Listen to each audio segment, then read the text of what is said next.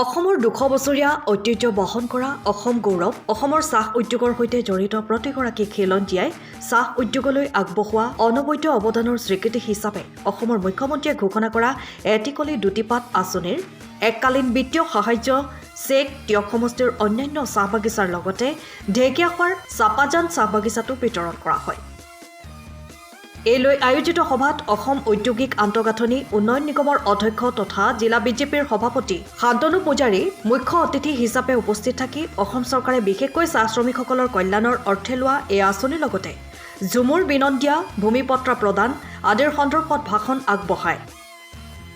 অনাগত দিনতো এইদৰে এইসকল খিলঞ্জীয়াৰ পক্ষত চৰকাৰে বিভিন্ন জনকল্যাণমূলক কাম কাজ অব্যাহত ৰাখিব বুলি মন্তব্য কৰে।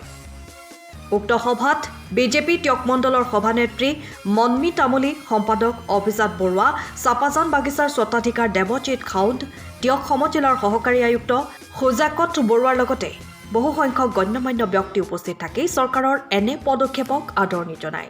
এইটো আচলতে নিৰ্বাচন অৰিয়েণ্টেড বস্তু নহয়, নিৰ্বাচন প্ৰতিনিধি অতি নহয়, কিন্তু এইটো মই কৈছোঁৱেই যে আজি যোৱা বছৰৰ পৰাই 2025 চনৰ পৰাই মুখ্যমন্ত্ৰী ডাঙৰীয়াই এই প্ৰচেষ্টা চলাইছে। চাহ উদ্যোগে 2025 চনত 200 বছৰ পূৰ্ণ কৰিলে আৰু সেইকাৰণে তাৰ লগত সংগতি ৰাখি বিভিন্ন ধৰণৰ আঁচনি লৈছে আৰু আমাৰ আঁচনিবিলাক আচলতে এখন চৰকাৰৰ এক নিৰন্তৰ আৰু অনবৰত প্ৰক্ৰিয়া, এইটো অব্যাহত থাকিব আৰু স্বাভাৱিকতে খিলঞ্জীয়া মানুহৰ কাৰণে এইখন চৰকাৰে কাম কৰিছে। খিলঞ্জীয়া মানুহ ভাৰতীয় জনতা পাৰ্টীৰ সপক্ষতে আছে। আমি ইতিমধ্যে দেখিছোঁ যে মুখ্যমন্ত্ৰী ডাঙৰীয়াই এই 200 বছৰীয়া অসমৰ চাহ উদ্যোগৰ লগত জড়িত প্ৰতিগৰাকী ব্যক্তিক কেনেদৰে লাভান্বিত কৰিব পাৰি তাৰ কাৰণে বিভিন্ন ধৰণৰ আঁচনি গ্ৰহণ কৰিছে। ঝুমুৰৰ জৰিয়তে এই জনগোষ্ঠীটোক সমগ্ৰ বিশ্বৰ বুকুত চিনাকি কৰাই দিয়াৰ এক প্ৰয়াস কৰিলে। তাৰপিছত আমাৰ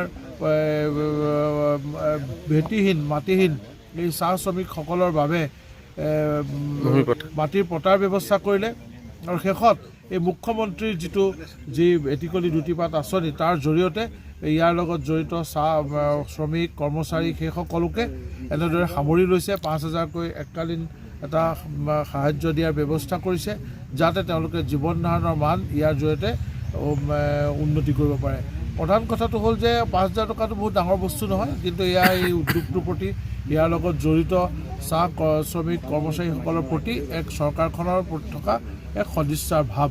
আৰু আজি আমি ইতিমধ্যে আপোনালোকে জানে যে 25 তাৰিখে মুখ্যমন্ত্ৰী ডাঙৰীয়াই উদ্বোধন কৰাৰ পিছত আমি কালিৰে পৰা টিয়ক বিধানসভা সমষ্টিত যিহেতু চৰকাৰৰ ফালৰ পৰা অসম ঔদ্যোগিক আন্তঃগাঁথনি উন্নয়ন নিগমৰ অধ্যক্ষ হিচাপে মোক দায়িত্ব দিছে, গতিকে আমি আমাৰ সতীৰ্থসকল আৰু চৰকাৰী বিষয়াসকলৰ লগত কালিৰ পৰা আমি টিয়ক সমষ্টি বিধানসভা সমষ্টিৰ অন্তৰ্গত বিভিন্ন চাহ বাগিচাত এই কাৰ্যসূচী পালন কৰিছোঁ। সময়ৰ খবৰ সময়ত পাবলৈ ফলো কৰক টাইম অফ আছাম।